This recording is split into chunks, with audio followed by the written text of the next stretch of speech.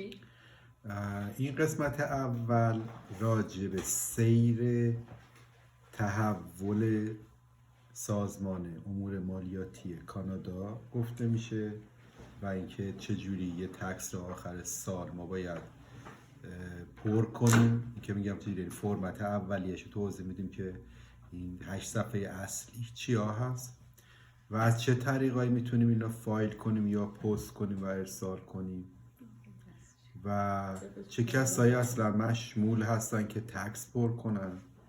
و همچنین چه درآمدهایی رو اساسا باید برایش تکس پر کرد و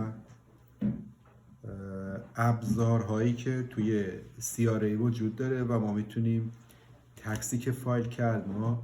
پیگیری کنیم که آیا به دست CRA رسیده یا نه و اگر رسیده آیا جوابی که به ما میدن که بهش میگن نوتس آف اسسمنت صادر شده یا نشده یا تو چه مرحله از صدور هست.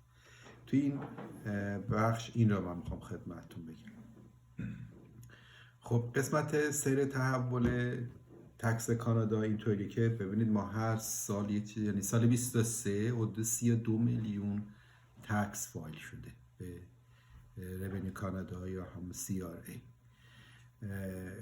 خب برای اینکه بتونن این 32 میلیون رو به راحتی الان ظرف واقعا یه زمان خیلی کوتاهی که معمولا رو بهش میرسیم حدود 1 ماه هست به طور نرمال رسیدگی میکنن و جواب مردم میدن، باید یه سیستم خیلی قوی پشتش باشه، به این راحتی نیست و تعداد کمی هم نیست. بنابراین معلومه که یه قدمت طولانی مدت هم پشت سر این بوده. رو بررسی که شده و تاریخچه‌ای که داره میگه که از قبل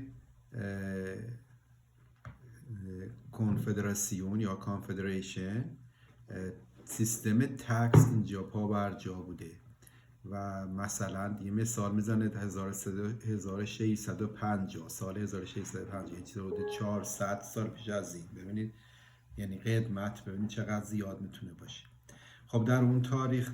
تکس نبوده و اکسسایز بوده، یعنی مالیات های غیر مستقیم بوده تا مالیات مستقیم و بیشتر روی مثلا پوست گوز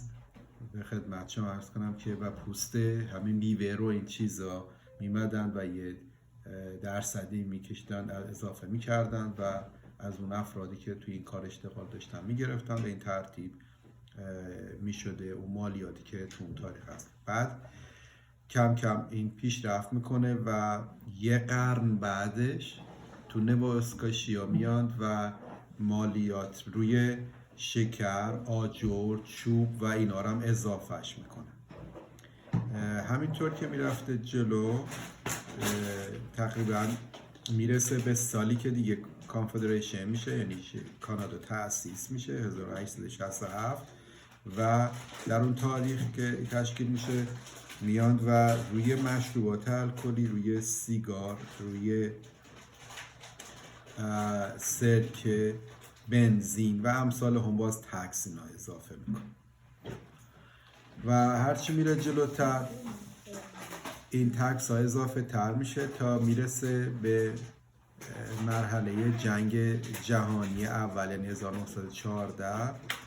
که به خاطر مسئله جنگ یک سازمانی درست میکنن که اون سازمان کارش این بوده که بیاد و تکس رو جمع کنه که کمک کنه وضعیت اقتصادی کانادا در تاریخ، که اسم اون سازمان بوده بیزینس پرافیت وار تکس، که خیلی از استانا خوششون نیامد از این کار چون که یه جوری درآمد اونا گرفته میشه از دستشون و به خود فدرال داده میشه. این هم بهتون بگم که توی قبل از این یعنی بین قبل از سال 1914 استان ها هم اجازه پیدا کردن که تکس بگیرن، یعنی منظورم بعد از کنفدراسیون بود غیر از فدرال و دلیل ناراحتی این بود. ولی خب استان ها خیلی بیکار ننشستن و اومدن روی اجاره شروع کردن به تکس گرفتن. همینطور سیستم پیشرفت میکنه و میره جلوتر تا سالای 1930 که میشه باز شکل عوض میشه و میان روی درآمد اشخاص، حالا چه شرکت ها و چه اشخاص هم مالیات میگیرن. از اینجاست که یه سیستم تکس مالیات بر مستقیم هم متداول میشه که توی اینها بریتیش کلمبیا یا پرنس ادوارد آیلند اینا پیشتاز بودن و میان اینا زودتر این کار انجام میدن و تکس هم شروع میشه به صورت مستقیم هم گرفته میشه. و در سال 1949 که جنگ دیگه بحث قانون مالیات بر جنگ لغو میشه و دیگه یه سازمانی به نام سازمان مالیات بر درآمد درست میشه و این سازمان میاد و متولی گرفتن مالیات میشه و از اون تاریخ بعد یه تغییر خاصی و پیچیده و بزرگی ایجاد نمیشه، بلکه همونطور به مرور این بهبود پیدا میکنه تا برسه به سال 2003 که CRA وجوده. البته بین 1949 تا 2003 همچنان تکس توسط همون اداره گمرک گرفته میشد، ولی از سال 1999 اومدن و رونیو کانادا را جدا کردن از تکس، از گمرک، و اینا که از هم جدا شد به ترتیب در 2003 به طور مستقیم CRA بنا کرد که فقط روی مالیات کار کردن و فقط مالیات ها رو گرفتن و اداره گمرک هم کار خودش رو میکرد، هرچند که در رأس اینا با هم یکی بودن اما در حالت دیپارتمانش کرده اونا جدا میشدن از هم دیگه. اینم اضافه کنم که تمام استانها و اون قلمرو از این قوانین فدرال و استانی پیروی کردن به جز کبک که کبک همیشه رونیو کانادا جدا و ما هنوز که هنوزه اگر که شما فدرال تکس پر میکنید میدین هم تکس استانیتون حساب میشه هم تکس فدرالی، ولی وقتی که تکس کبک پیش میاد و تو استان کبک میرین برنامه‌اش متفاوته، تکس فدرال جدا حساب میشه، تکس کبک هم جدا و به این ترتیب رونیو کانادا. حالا این برای تاریخچه‌ای بود که خوب بود. اول کار هممون میدونستیم که اصلا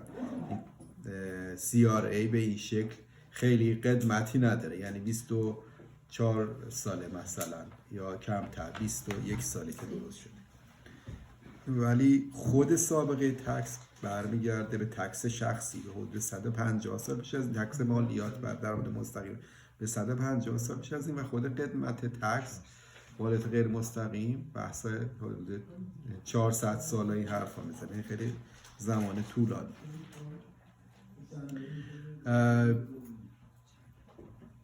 موضوع بعدی که میخوایم روش صحبت کنیم این هست که بحث رزیدنسی هست و بحث اقامت.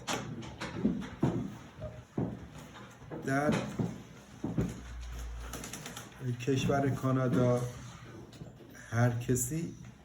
الزام به دادن تکس نیست